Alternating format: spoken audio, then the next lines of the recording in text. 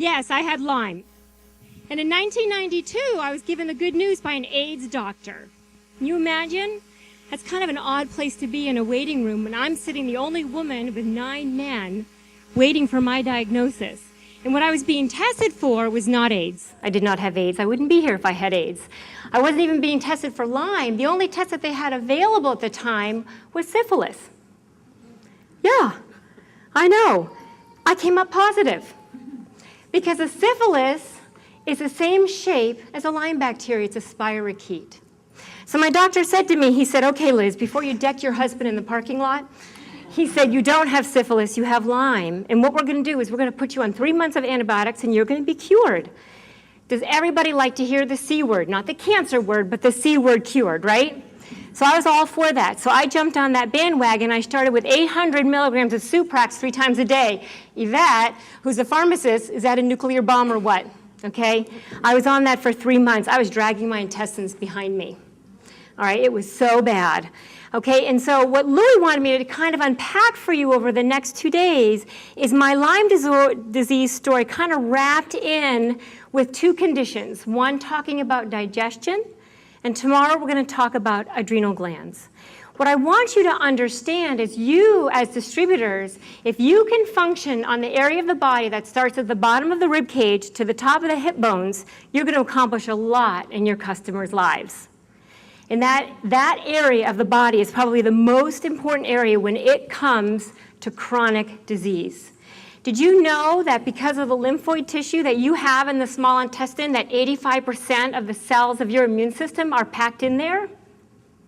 Can you see why I didn't have a cure for 16 years after given 2,400 milligrams of Suprax over 3 months? Right? What do you think my small intestine looked like? It looked like a superhighway. It probably had no villi, it had no integrity, had no probiotics, it had nothing. And so when you take your immune system down, how do you think that your years are going to be after that? Not great. So here's what happened to me. When you are devoid, okay, of your function of your small intestine through something like antibiotics, birth control pills can do it, steroids, a lot of pharmaceutical drugs, chemotherapy can do the same thing that antibiotics do, you are going to have a miserable time. So over the next 12 years, I spent my time running from one doctor to another for migraines, for vertigo, for dizziness, for neuropathy. I had pains in places you shouldn't have had pains.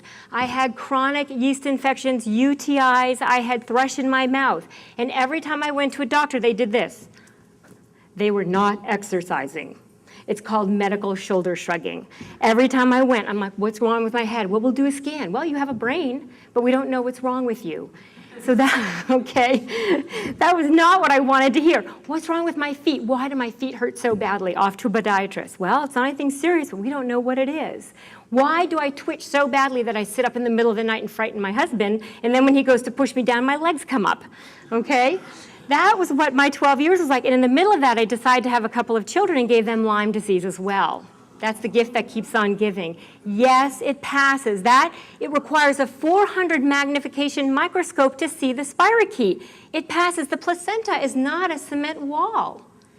It's a cheesecloth. It's a barrier, but it's not a cement wall. So children do get born with Lyme, and I had 2 of them born with Lyme. So packed on top of all of that, right? I had 2 really sick kids. I had one daughter who decided to get all on her own. That was a great accomplishment. So there's 4 of us. So that was what my 12 years looked like, okay? Didn't know what was going on. Was in bed by 7 o'clock. Wasn't a wife, hardly a mother, right? It's a horrible place to be.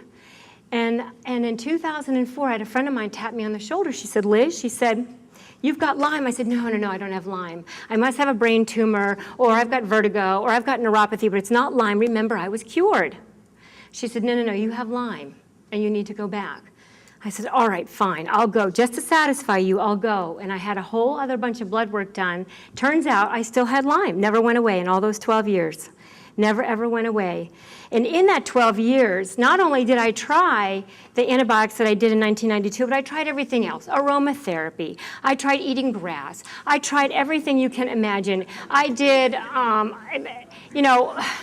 I don't know. If somebody told me I had to stand on my head for 20 minutes a day, I would have done that. Nothing worked. We spent the equivalent of one child's private school, college education in treatment for just me. All right, that's about $120,000 over those 12 years, and nothing worked. So there I was back in a Lyme doctor's office with my 3 children, and we started on treatment again. And what did she do? What do you think she did? She put me back on antibiotics, right? I didn't know. Remember, I'm a housewife, I'm a mother, I'm a farmer, I'm not a nutritionist. I have no idea. And this is not, are there any medical doctors in here? I'm not here to malign you at all. Because if I have a compound fracture, I'm not going to my chiropractor. I'm going to the emergency room, okay? They're doing the best that they can with the information that they have. So what did they do? They put me back on antibiotics in 2004, and guess what happened? It failed. Of course it failed. And guess what we did in 2005? We did it again. It failed. Why do you think it failed? Because antibiotics destroy the gut function. The most important thing that you can do to protect your health. And you, as distributors, need to make sure that you address gut function in your customers first. First, most important thing that you can do. So there I was in 2005. I'd had 2 failed treatments, and my husband, who's a scientist and happens to own an international chemical company, we're always in a race with GNLD. You guys are in how many countries? 56? We beat you. We're in 60. And it used to be this joke between Roger and my husband Andy every year. It's like, how many countries? 57. We're in 58 because we were both started in 1958. So my husband, the scientist, would take me to all of these conferences, these Lyme disease conferences constantly. And do you know what I heard? I heard one thing out of the thousands of dollars that we spent. If you can get your immune system functioning and moving in the right direction, you'll cure this disease. So I would write on my binder, immune.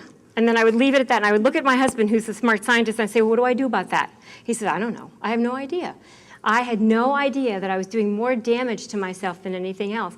One conference that I was at had a microphone. I actually went up to rest in my room, and it was a memorial of all the people who had died. That was really sad. I came back, my husband was like this. I'm like, what's wrong? He goes, nothing. I said, what just happened while I was gone? Nothing. Nothing happened.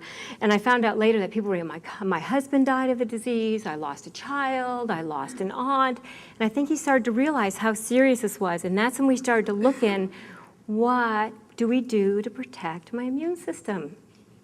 The one good thing that my doctor did for me in 2004 was she said, Liz, she said, we need to look at your diet. I said, oh, well, I have a great diet. I have Breyer's ice cream in my freezer. I have Oreo cookies to go with it. And occasionally I eat goldfish, right? Doesn't that sound like a standard diet? Who has that diet? Come on, admit to it. Okay, thank you. Don't put me up here alone thinking that I'm the only one who had a goldfish, okay? So that was my standard diet. And she said, Liz, we have to change your diet. We have to get you have to eat organic. I didn't know what organic was. Now, I did have a farm, but at the time we were raising thoroughbreds. And I was feeding them all garbage that I could find, right? Fed them cheaply, got them out on the track. That was my only goal, to do that. And so we didn't care about that. But she says, you have to eat organic, and you have to get rid of GMOs. I had to look that up, all right? I didn't know what GMOs were. I had to get all the antibiotics and estrogens out of my diet, didn't know what that was. And so I had this miraculous turnover in my diet. And the other thing that she said to me, she said, when you eat a food that you are intolerant to, guess what it does to your immune system? It distracts it. So we went off for a lot of testing, and it turned out to be allergic to gluten, dairy, and I say everybody's allergic to sugar. Just get off the stuff, it's poison. So, because what happens is when you eat a food that you can't tolerate, your immune system does this, because you're going to have more problems with a food than you are anything else, right? Think anaphylactic shock. So meanwhile, my immune system is suppressed, and my Lyme bacteria is having a party, isn't it? Right? And that can be said for cancer. That can be said for a lot of diseases. So it is so important to address the diet, to address your diet. Louis has done you a great favor by talking about juicing, telling you about GMOs. All right, everybody raise your hand. Who knows about GMOs? I better see every single hand going up by now. Okay, and those of you who don't, go talk to Louis. He'll tell you all about it, because I'm going to bed. All right? So here I was, I've got this new diet, but I still have this wrecked gut, don't I?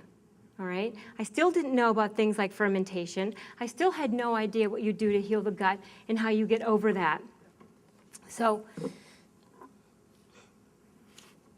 So what I did do is in 2005, when my Lyme doctor looked at me and I'd now relapsed for the third time, she said, Liz, she said, what do you want to do? I said, I don't want to do anything. I said, why am I going to be like a dog returning to vomit, right? Isn't that a biblical thing? Can't we read that? Why do I want to go back to the very thing that has done nothing for me in 12 years? I said, no offense, but I'm leaving. She says, what are you going to do? I said, I have no idea. I'll let you know. And I didn't know what I was going to do, but I knew that I had to change my diet. I still hadn't heard about GNLD, but what I did do is I spent 2 years working on the function of my gut by ridding my body naturally of Candida. It took that long to do it. Once you have systemic yeast, it is not an easy fix. If you're interested in looking for a great Candida plan, there's a website called candidaplan.com by Dr. Jeffrey McCombs. It's a home run, 100% will cure your Candida. I haven't had a problem yet in a client who I put on that diet. It's phenomenal. And that's what I did. That was a 4-month intensive diet, and I got rid of my Candida. And so that was one thing that was done, but I still was not cured of the disease. And so I was still wondering what I needed to do. So then I found a doctor named Dr. Rex Russell. Has anybody heard of him? He wrote a book called What the Bible Says About Healthy Living. And he talks about 3 principles that he talks about in there. And he says, you eat what God created, okay? You do not change what God created. And then you don't make food an idol. But he also worked through the Levitical principles. We are not held under the law anymore because we are freed by grace. But yet it's always interesting to me as to why God kept that information in there. And do you know that science has proven almost 90% of those Levitical laws? So that was the next change that I made, was I ate Levitically. So I didn't have bacon for 10 years. I missed bacon. I do eat bacon now because we have now changed our farm over. It's totally organic. We raise all heritage animals, and I raised my first pastured hog last year. I've never had such good bacon in my whole life. I won't share my bacon with anybody. And if you come over for breakfast and we're having scrambled eggs and bacon, you're just getting eggs. You're not getting my bacon because I spent 10 years not eating bacon. So I applied those principles, and I started to get better. That is a book that you need to get, What the Bible Says About Healthy Living by Dr. Rex Russell. And I'm going to end, because tomorrow I get to continue. But here's where I want to leave you. Don't be disappointed. I'll be back. Here's where I want to leave you, is that I'm now a nutritionist and a naturopathic doctor, and I have the great privilege of working with a lot of people. But what I want to tell you is that we serve a sovereign God. All right? And he is fully in charge of giving us the number of days that we have, right? But our responsibility is when we wake up in the morning and we put our feet on the floor and we should be saying, good morning, Lord, and not, oh, Lord, it's morning, right? We have a responsibility every single day to make the right kinds of choices in our nutrition and our supplements, which I'll unpack and get more for you tomorrow about that, to make the right kind of decision that's going to bring healing to our body and to honor and glorify the Lord. I have to tell you, thank you. Thank you. I've had the privilege and the great sadness of ushering a number of my clients into the arms of the Lord. It's one of the saddest things I've ever had to do in my practice. But it is a privilege to remind them of who Jesus is as they slip into that space.